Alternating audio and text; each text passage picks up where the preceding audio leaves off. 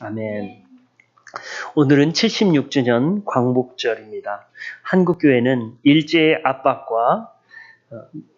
압박 속에서 민족운동의 뿌리이며 씨앗이 되었습니다. 당시 일제는 앞잡이들을 동원해서 각 교회를 순찰하면서 신사참배에 반대하는 그런 목사들을 끌어내어서 구속하고 고문하고 죽였습니다. 저는 최근에 어떤 목사님이, 시골교회 목사님이 어르신들과 함께 7명이 함께 예배를 했는데 공무원이 순찰을 나와서 이 목사님과 이 분들에게, 성도들에게 벌금을 부과했다는 이야기를 듣고 왠지 참 이게 오버랩되는 그런 것 같아서 참 마음이 안타까웠습니다. 자, 암울하고 어두운 그런 상황 속에서 주님은 이 민족을 사랑하셔서 일제 압제에서 벗어나도록 도와주셨고 드디어 1945년 8월 15일 해방을 맞게 해주셨습니다. 저는 우리도 코로나에서 해방되기를 소망합니다. 여러분의 삶도 악한 마귀 사단의 그물과 그 덫에서 해방되기를 소망합니다. 주님을 알기 전에 우리의 삶은 죄와 암흑과 마귀의 그런 압제 아래에서의 삶이었습니다. 하지만 예수님을 만나서 우리는 죄에서 해방되었고 그런 마귀의 압제에서 해방되었습니다. 뿐만 아니라 우리는 그리스도 안에서 새로운 피조물이 되었습니다. 그리고 우리는 하나님의 자녀가 되는 영적인 특권을 얻게 되었습니다. 영적 이스라엘이라는 새로운 이름도 얻게 되었습니다. 우리 문제는요, 우리가 영적인 이스라엘이라는 새 이름을 받았음에도 불구하고 여전히 과거의 무기력함에 사로잡혀서 하나님을 찾지도 않고 하나님의 도움을 구하지도 않고 그 자리에서 주저앉아서 과거의 습관을 반복한다는 것입니다. 전 오늘 성경의 새 이름을 소개하면서 여러분이 새 이름을 받은 사람으로서 어떻게 일어나야 할지, 어떻게 살아야 할지에 대해 말씀을 나누고자 합니다. 성경에서는 가끔 하나님께서 이름을 바꿔주시는 경우들을 우리는 보게 됩니다. 아브람이라는 이름은 무엇으로 바꿔주셨죠? 아브라함으로 바꿔주셨죠. 사레는요? 사라로 바꿔주셨고, 야곱은 이스라엘로 바꿔주셨고, 시몬은 베드로라는 그런 이름으로 바꿔주셨습니다. 오늘 하나님이 이스라엘에게 어떤 이름을 주시는지 한번 살펴볼까요? 자, 우리 2절에서 4절까지 함께 읽어볼까요? 62장 2절에서 4절까지. 2절에서 4절까지 중에서 우리 4절만 우리 한번 더 읽겠습니다. 시작. 다시는 어느 누구도 너를 두고 버림받은 자라고 하지 않을 것이며 다시는 너의 땅을 일컬어 버림받은 아내라고 하지 않을 것이다. 오직 너를 하나님께서 좋아하시는 여인이라고 부르고 내 땅을 결혼한 여인이라고 부를 것이니 이는 주님께서 너를 좋아하시며 내 땅을 아내로 맞아주시는 신랑과 같이 되실 것이기 때문이다. 아멘. 2절에 보면, 2절 후반부에 보면 사람들이 너를 부를 때 주님께서 내게 지어주신 새 이름으로 부를 것이다. 그 새 이름이 우리가 읽은 4절에 나오는 이름이에요. 자, 히브리어의 문법의 어법에 따르면요, 어떤 사람 또는 어떤 사물의 본성과 특징이 바로 그 이름에 나타났다. 이름에 나타납니다. 그래서 새 이름으로 불린다는 것은 상당한 그런 의미가 있습니다. 몇 가지의 의미가 있는데요. 하나는 낡은 것, 옛 것이 파괴되었다라는 그런 뜻이에요. 새 이름으로 불린다는 것은 옛 본질, 옛 상태, 이런 것들이 폐기되었다라는. 두 번째로, 그렇다면 새로운 특성, 새로운 본질이 되었다는 거예요. 세 번째는요. 그런 상태 가운데 은혜를 받게 되었다. 새로운 은혜를 받게 되었다라는 그런 의미를 가지고 있습니다. 그래서 새 이름을 가졌다는 것은요. 약속의 자녀들이 새로운 특권을 가지게 되었다라는 그런 의미입니다. 어떤 이름을 주셨을까요? 우리에게 어떤 이름을 주셨을까요? 세번역 성경에는 그 이름이 나와 있지 않은데 개정개혁 성경에는 나와 있습니다. 헵시바와 뷸라라는 그런 이름을 주셨어요. 헵시바라는 문자적인 이름의 뜻은요, 나의 기쁨은 그녀 안에 있다라는 그런 뜻이에요. 이 여성들에게 가장 아름다운 이름이 바로 헵시바라는 이름이에요. 그래서 헵시바 찬양단, 헵시바 워십팀 뭐 이런 얘기는 많이 듣잖아요. 그 이름의 뜻이 나의 기쁨이 그녀 안에 있다라는 거기 때문에 그래요. 그래서 남자들이 들어간 팀에 헵시바를 붙이진 않죠. 근데 이 여성들의 어떤 팀에 헵시바라는 이름은 너무너무 고귀한 그런 이름이에요. 하나님의 기쁨이 그 안에 있기 때문에 그래요. 그것은 예루살렘이 하나님의 기쁨의 대상이 되었다는 거예요. 자신의 무엇 때문에가 아니라 하나님의 은총 때문에 그 귀한 이름을 얻게 되었다는 거예요. 헵시바는 사실은 히스기야가 죽게 되었을 때 하나님 앞에 막 구합니다. 하나님, 저를 살려주십시오. 저의 과거의 그 모습, 하나님은 섬기던 모습, 하나님 기억해 주십시오라고 해서 하나님의 이 히스기야에게 15년 생명을 연장시켜 줍니다. 그때 이 히스기야가 15년 사는 동안에 자기의 부인인 헵시바와의 사이에서 므낫세를 낳게 돼요. 그 15년 연장된 속에서 이제 헵시바와 사이에서 므낫세를 낳게 돼요. 물론 이제 므낫세가 이스라엘의 가장 악한 왕이기 때문에 그 어머니 헵시바가 어떤 여인인지에 대해서는 잘 알 수 없지만 이 헵시바라는 이름이 가진 이 이름의 의미는 너무너무 소중한 거예요. 나의 기쁨이 그녀 안에 있다. 하나님의 은총이 그 안에 있는 거예요. 자, 또 빌라라는 이름은 어떤 뜻이냐면 이혼당했던 사람이 다시 결혼을 하게 되었다라는 거예요. 이혼당했다. 이스라엘이 한 번 버림을 당했어요. 근데 이 빌라라는 이름을 가짐으로 인해서 하나님이 다시 이스라엘을 사랑해 주시겠다. 다시 부인으로 맞아주시겠다. 과거의 모든 죄들은 다 용서해 주고 이제 새로운 혼인관계 안으로 내가 들어가겠다라고 하나님께서 약속해 주신 거예요. 과거의 수치와 그런 가난과 그런 압제와 이 모든 상황들을 다 내가 용서하고 내가 너를 받아주겠다라는 그런 의미예요. 뿐만 아니라 이방 나라들이 내게서 의가 이루어지는 것을 볼 것이라. 뭇 왕들은 내가 받은 영광을 볼 것이라는 거예요. 사람들이 너를 부를 때 주님이 지어주신 새 이름으로 부른다는 거예요. 우리 2절 한번 다 같이 읽어볼까요? 시작. 이방 나라들이 내게서 의가 이루어지는 것을 볼 것이다. 뭇 왕이 내가 받은 영광을 볼 것이다. 사람들이 너를 부를 때 주님께서 내게 지어주신 새 이름으로 부를 것이다. 아멘. 하나님이 왜 이름을 바꿔주셨나요? 하나님이 왜 이름을 바꿔주셨나요? 새로운 혼인관계처럼 받아주시고 왜 사랑을 해주셨을까요? 왜 그랬을까요?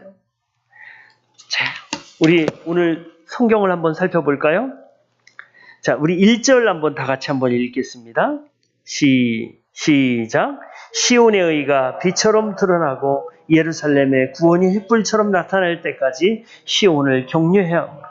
내가 잠잠하지 않겠고 예루살렘의 구원받기까지 내가 쉬지 않겠다. 아멘. 자, 이스라엘은 70년의 포로 생활을 거치면서 회복을 꿈꾸기가 어려운 상황이었어요. 우리나라도 일제 46년 동안의 그런 압제 속에서 얼마나 힘들었습니까? 36년이라는 그 기간 동안에 굉장히 힘들고 우리가 회복하기 어려울 것이라고 생각지 않았습니까? 근데 사실 우리 자신의 힘으로는 어려웠어요. 하나님께서 이 모든 상황들을 해주셨기 때문에 우리가 일제의 압제에서 해방될 수 있었던 거죠. 근데 그거의 2배의 기간, 36년의 2배의 기간, 70년이라는 기간을 거치면서 이스라엘 사람들은 어땠을까요? 회복한다는 것은 정말 어려울 거예요.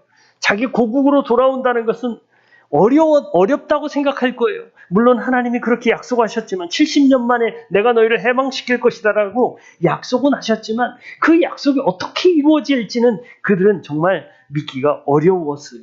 그래서 버림받은 자처럼 살아야 했어요. 회복 불가능한 것처럼 보였을 거예요.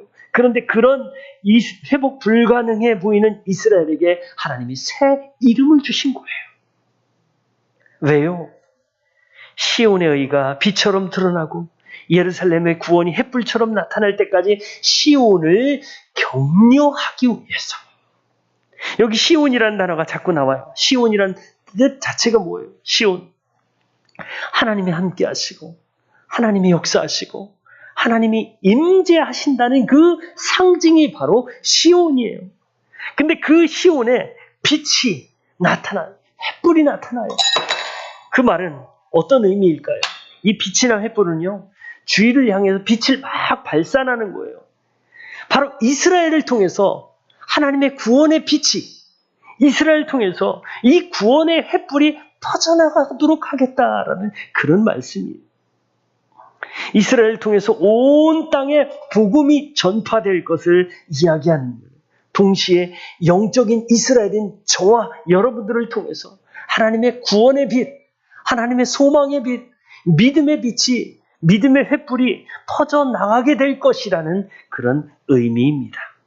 그래서 사실 그리스도인이 가는 곳마다 사실 구원의 횃불이 있어요. 구원의 빛이 있어요. 사랑의 빛이 있어요. 서로 화평하는 그런 은혜가 있어요. 그리고 소망이 있어요.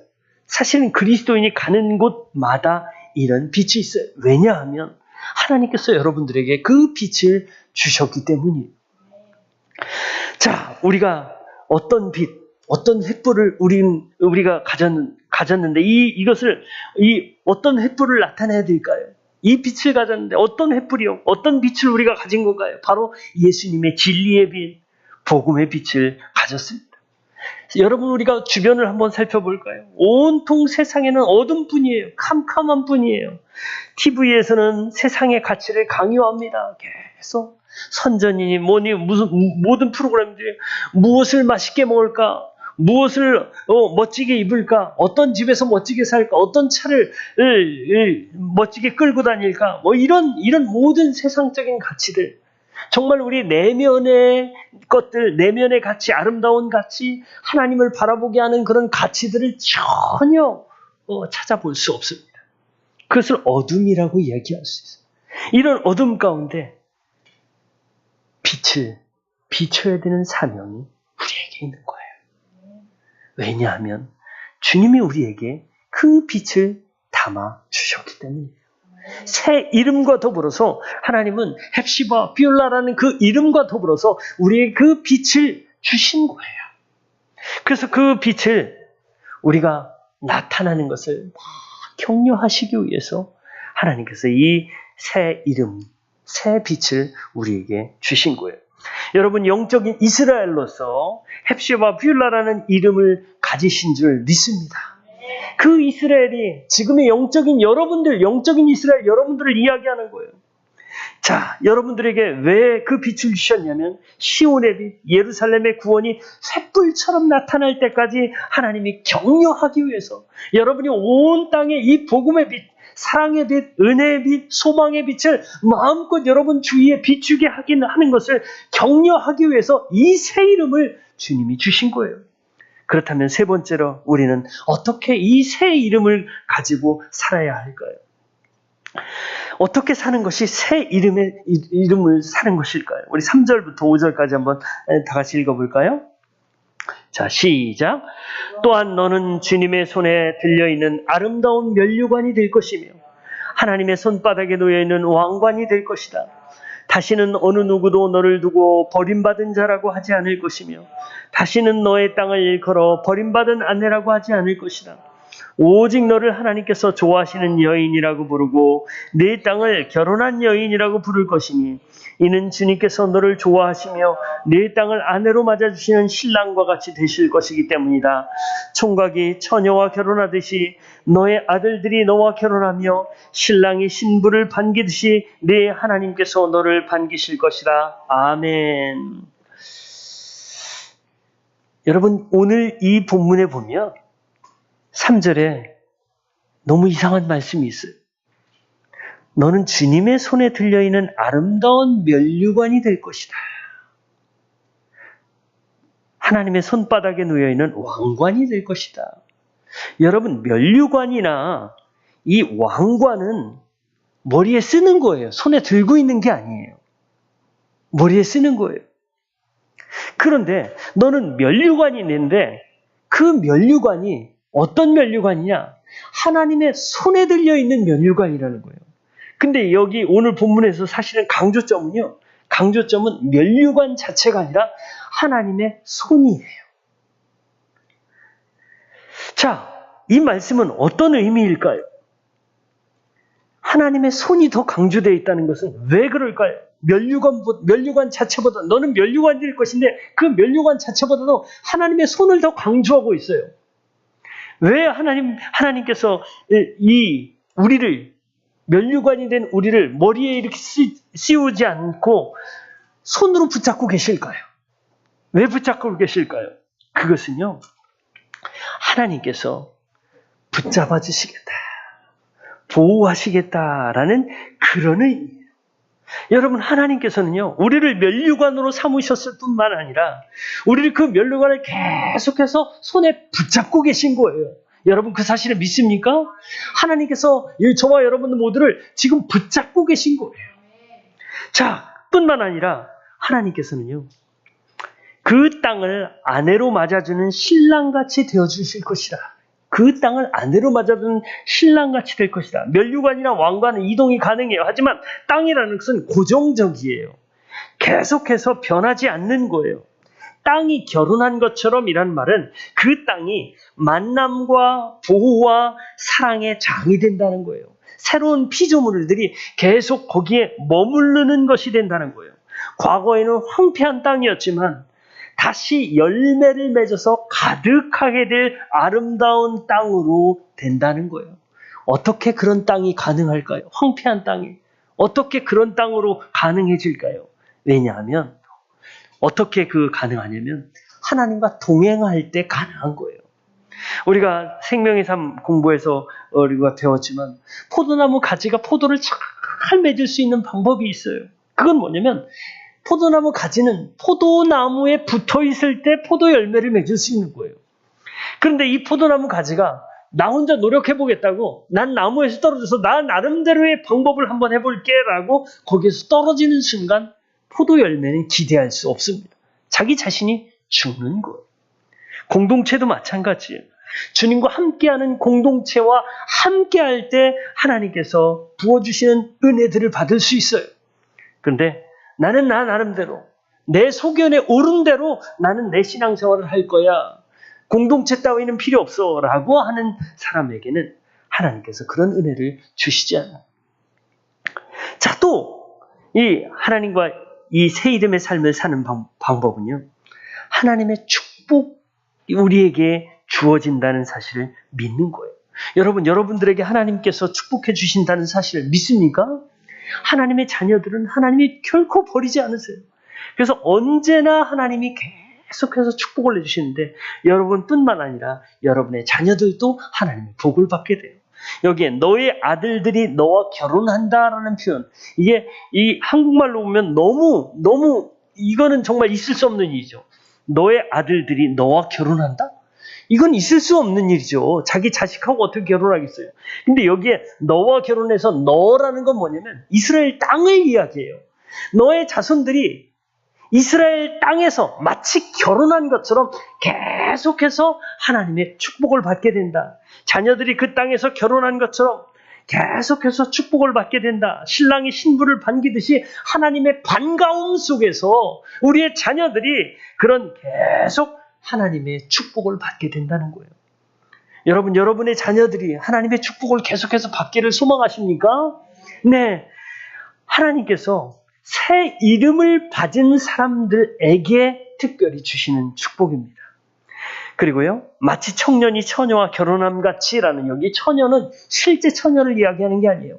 버림받았다가 다시 결혼하는 사람을 처녀라고 표현했는데요. 그렇게 버림을 받았어요, 한때. 하지만 다시 신랑과 결혼하는 거예요. 그것은 하나님의 과거의 모든 이스라엘의 죄를 다 용서해 주셨다는 거예요. 영적인 이스라엘인 우리들에게도 마찬가지예요. 우리의 과거의 모습들이 있어요. 과거의 모든 잘못들이 있고, 또 과거의 과오도 있고, 우리의 압박과 그런 어려움들이 있었어요. 근데 하나님이 그 모든 것들을 다 없애주시고 새로운 것으로, 새로운 피조물로 만드시고 새로운 이름을 주셨다는 거예요. 세상을 돌아보면 어디에서 우리가 하나님의 보호하심을 느낄 수 있겠습니까? 어디에도 도와줄 것 같지 않아요. 도저히 해방될 것 같지 않아요. 하지만 하나님이 그 가운데 역사하시면서 해방시켜 주십니다. 하나님이 여러분의 삶도 그렇게 해방시켜 주실 것을 믿습니다. 저는 며칠 전에 청주 상록수 교회 박보규 목사님의 간증을 들었어요. 제 아내가 아침에 극동방송을 막 듣다가 너무 좋아서 우리 목자방에 올렸는데, 우리 목자방에 올린 그거를 보고 제가 참 너무 감동을 받았어요. 이 박보규 목사님은요, 침례교회 목사님인데 15년 전에 이제 담임 목사님과 함께 이 교회 개척에 대해서 여러 가지 이제 의견을 나누고 난 다음에 교회 개척을 결심을 하고 자기 고향으로 내려갔어요. 거기가 이제 충북 청주였었는데요. 고향에 내려갔는데, 내려가서 이제 아무것도 없지요, 뭐. 근데 그것도 하나님께서 그냥 보이는 건물 바로 계약하겠습니다. 그래서 이제 돈도 없는 상태에서 이제 첫 번째 보이는 건물을 가서 계약을 한 거예요.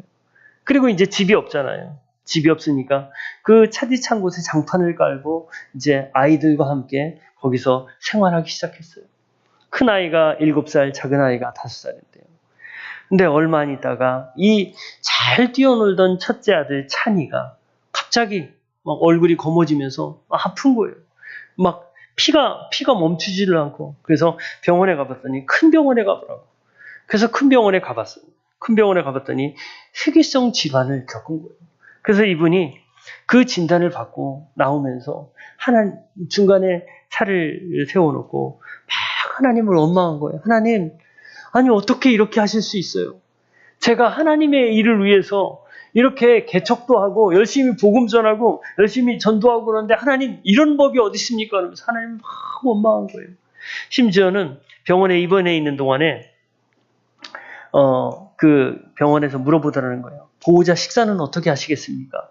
근데 보호자 식사, 찬이를 먹이고 보호자 식사할 돈이 없어서 자기가 편의점에 가가지고 깻잎하고 작은 햇반 그걸 사가지고 자기 아내에게 주고 자기는 그러면서 또 계속 이렇게 알아봤더니 아이 수술 비용이 1억이 든다는 거예요. 이 금방 개척한 목사님이 어디서 1억이 나오겠어요? 15년 전에 1억이면 또 어마어마한 액수죠. 그 1억도 문제지만 누군가가 이 아이에게 그 골수를 기증해 줘야 된다는 거예요.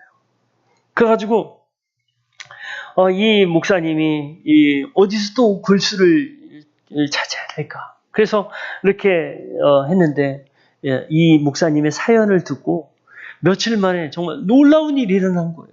하나님께서 이 사람 저 사람 막 도움의 손길을 통해서 뭐 거의 한 달 가까이 돼가지고 1억이 모인 거예요. 그래서 이 목사님이 하나님 정말 살아계시구나. 하나님 너무 감사합니다. 하나님 감사합니다. 그래가지고 이제 막 이 골수은행에서 막 조사를 해보니까 8명이 가능한 거예요. 골수를 이제 8명으로부터 받을 수 있는 거예요. 근데 이제 8명이 이제 이 아들 찬이하고 이게 일치가 돼가지고 이제 가능성이 있는 거예요. 그래서 마음이 놓은 거예요. 야, 이 8명이나 이하고 맞으니까 너무너무 감사하다. 그래가지고 이제 8명 처음부터 이제 1번부터 전화를 한 거예요. 1번부터 전화를 했는데 1번 사람이 저는 골수 기증 못하겠습니다. 2번 못하겠습니다. 이렇게 쭉 한 거예요. 왜냐하면 골수 기증을 하게 되면 여러 가지 기증을 하는 사람도 굉장히 뭔가 관리가 필요해요. 그리고 이제 뭐 뽑아낼 때도 뭐 고통스럽다고 하지만 뭐 그거는 고통은 둘째치고 몇 가지의 관리가 필요한데 그것도 쉽지 않은 거예요. 그래가지고 7명이 다 거절한 거예요. 마지막 한 사람 남았어요. 아니 이 사람도 거절한다면 우리 아이는 돈이 1억이 있어도 죽을 수밖에 없다라는 그런 마음 때문에 너무너무 마음이 아픈 거예요. 그래가지고 온 성도들과 함께 간절히 기도한 거예요. 그리고 어느덧 이제 8번째 골수 기증자에게 전화가 간 거예요. 근데 이 골수 기증한 분은요, 12년 전에 교회에서 어떤 분들이 이제 뭐 이렇게 장기 기증 운동 그거 하면서 막 와가지고 이제 사인하고 뭐 이렇게 교회에서 집회할 때 한 번 그렇게 했는데 그게 12년이 지난 다음에 갑자기 병원에서 그때 12년 전에 골수기증 약속하셨죠? 이 얘기를 들으니까 이분도 당황스러운 거예요. 12년 전에 어떤 일이 있었더라? 막 뒤돌아보니까 그때 장기기증 이거 서약하는 그런 목사님이 오셔가지고 뭔가 이걸 하고 이렇게 막 해가지고 그냥 사인을 한 것 같은데 내가 그런가 보다. 근데 이제 병원에서 이 아이는 7살이고 지금 당신이 마지막 번째입니다. 7명이 다 거절을 해가지고 이 아이는 당신이 아니면 소망이 없습니다. 근데 이제 이분이 그때 당시에 이제 둘째를 가지려고, 첫째가 영광이었는데 둘째를 가지려고 막 기도 중에 있었어요. 막 기도 중에 있었는데 하나님 이 둘째를 주십시오 하면서 둘째를 위해서 막 기도하는데 둘째를 가질 때 굉장히 몸을 보호해야 되고 뭔가 또 이제 임신 준비가 필요한 거예요. 근데 그 상황에서 골수를 기증하게 되면 또 이제 관리가 이게 안 되는 거예요. 그래가지고 하나님, 저는 둘째를 갖고 싶은데 어떻게 해야 됩니까? 근데 이제 하나님께서 기도하는 중에 그런 마음을 주신 거예요. 그런 감동을 주신 거예요. 얘야, 꼭 영광이 동생을 네가 꼭 안 놔도 되지 않겠니? 얘 7살이면 영광이보다 적으니까 얘를 영적인 영광의 동생으로 살면 안 되겠니? 라는 그런 하나님의 감동이 오는 거예요. 그리고 나서 이분이 임신하는 것을 포기하고 골수를 기증하기로 결심을 합니다. 그리고 이제 그 아이에게 편지를 쓰는 거예요. 찬이야, 나는 어느 교회 다니는 선생님이야. 나는 교회 선생님인데, 너에게 골수를 기증할 수 있어서 너무너무 감사하단다. 하나님께서 이렇게 연결시켜줘서 너무 감사하단다. 그러면서 편지를 썼어요. 그러면서 마지막에 뭐라고 썼냐면, 나는 내가 예수님을 믿었으면 좋겠다. 라는 그런 얘기를 썼어요. 그리고 이제 그 편지가 이제 이 목사님, 박보규 목사님에게 전달이 됐어요. 이 목사님이 너무너무 감사해서 다시 편지를 썼어요. 영광의 엄마에게. 어머님 너무너무 감사합니다. 저는 개척교회 목사였는데 우리 아이가 이렇게 불치병에 걸려가지고 정말 소망이 없었는데 어머님을 만나게 돼서 이렇게 다시 소망을 가지게 됐습니다. 너무너무 감사합니다. 이렇게 편지를 하고 이제 골수 기증을 받아서 수술을 하게 됩니다. 수술을 하고 이제 시간이 지납니다. 물론 이제 찬이에겐 여러 어려움들이 있었어요. 여러 어려움들이 있었는데 그 수술, 그 골수 기증 이후에 이제 찬이가 건강해집니다. 물론 이제 귀는 귀가 안 들리고 뭐 장애는 조금 있어요. 근데 이 아이가, 찬이가 어렸을 때부터 축구를 너무너무 좋아하는 거예요. 근데 이 목사님의 입장에서는 뭐 이게 축구 뭘 보낼 수도 없어요. 돈도 없어가서. 수술은 잘 마쳤지만 돈도 없어서. 근데 이제 이 찬이를 바라보는 목사님은 건강하기만 해라. 다른 거 필요 없어. 건강하기만 해라. 건강하게만 잘해다오. 근데 이 아이가 축구를 좋아하면서 축구를 정말 잘하게 된 거예요. 축구를 정말 잘하게 되어서 고등학교를 졸업하자마자 충청북도에, 충북 원래 축구팀이 없었는데 충북 축구팀이 생기면서 이 아이를 스카우트 해갔어요. 그 지금은 얘가 지금 22인가 그런데요. 충북 실업팀에서 얘가 뛰고 있어요. 운동선수로. 얘가 어렸을 때부터 아빠 나는 축구선수가 될 거야. 아빠 나는 축구선수가 될 거야. 근데 이 아빠의 입장에서 네가 어떻게 축구선수가 되겠어. 너는 건강하게만 자라. 이렇게 했는데 이 박보겸 이 목사님이 간증이 그런 거예요. 얘가 믿음으로 선포한 것마다 하나님께서 다 이루어 주시더라고요. 축구 선수 될 때까지도 하나님 다 이루어 주시더라고요. 근데 이 박보겸 목사님은 마음에 한편에 늘 마음에 짐을 가지고 있었어요. 어떤 짐을 가지고 있었냐면 그 영광의 엄마라는 분, 이분을 정말 한번 꼭 만나고 싶다. 얘 너무너무 고마워서 우리 찬이의 인생을 새롭게 살려준 영광의 엄마를 너무 보고 싶다. 그래가지고 백방으로 수소문을 다 해본 거예요. 15년 동안 자기가 간증하면서 우리 찬이가 이렇게 살았어요. 하나님께서 이렇게 우리 찬이를 고쳐주셨어요. 이렇게 하나님께서 새롭게 바꿔주셨어요. 막 15년 동안 간증을 하면서 찾아봤어요. 영광의 엄마라는 분 찾고 있습니다. 근데 없는 거예요. 자기의 친한 목사님한테 얘기했어요. 야, 내가 정말 이런 이 영광의 엄마를 꼭 찾고 싶은데 좀 당신이 발이 넓으니까 좀 도와주라. 그랬더니 이 친구가 알았어, 내가 도와줄게. 그러면서 막 이렇게 도와줘. 그러다가 그거보다는 차라리 CTS에 새롭게 하소서라는 방송에 가서 당신이 한번 간증해. 그래? 그럼 내가 그런데 간증해도 될까? 그럼 내가 다 연결시켜줄게. 그래가지고 이 다른 친구 목사님이 새롭게 하소서에 연결시켜준 거예요.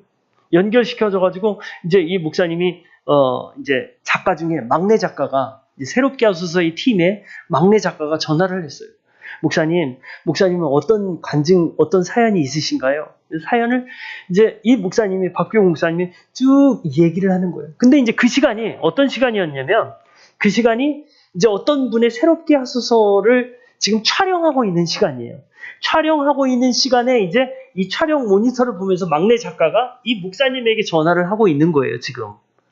근데 놀랍게도 지금 촬영하고 있는 이 사람이 자기의 과거에 자기가 골수기증, 이 아기를 가지려고 했는데 골수기증을 하려다가 어떤 아이가 골수가 필요하다고 해서 제가 이런 편지를 썼습니다. 그러면서 얘야, 나는 어디 주일학교 선생님이야. 그런데 너의 이야기를 듣고 나는 골수기증을 하고 이렇게 했단다. 그러면서 마지막에 나는 네가 꼭 예수님 믿었으면 좋겠어라는 그 이야기를 하면서 이 막내 작가가 이분의 이야기가 지금 여기 화면에 있는 이야기를 들으면서 이 목사님의 이야기 편지 내용이 똑같이 들은 거예요. 이분이 자기 편지 내용을 이야기하고 목사님도 그 편지 내용을 이야기하고, 알고 보니까 지금 새롭게 하소서에 간증하고 있는 분이 바로 15년 전에 자기 아들의 골수를 기증했던 그분이었던 거예요. 그래서 막내 작가가 더 이상 들을 수가 없어가지고 1분 동안을 듣고 목사님 잠시만요 그러면서 수화기를 내놓고 막 울은 거예요.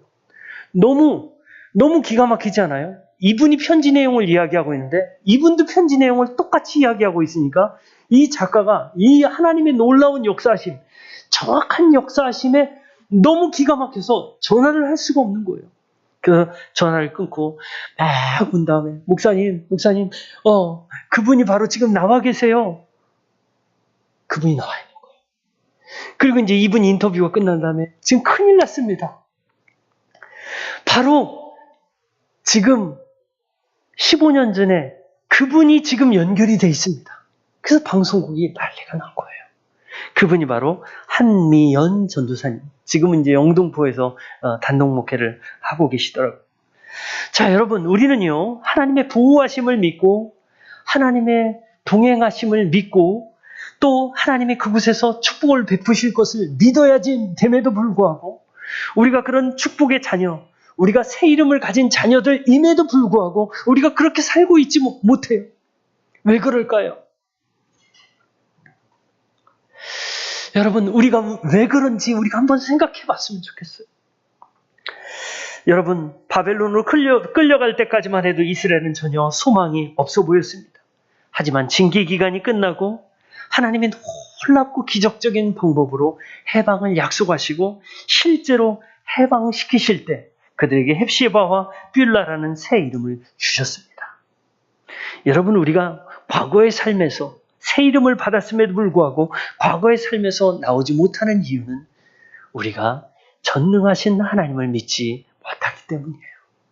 하나님은 놀라운 방법으로 역사하실 수 있는 분이에요.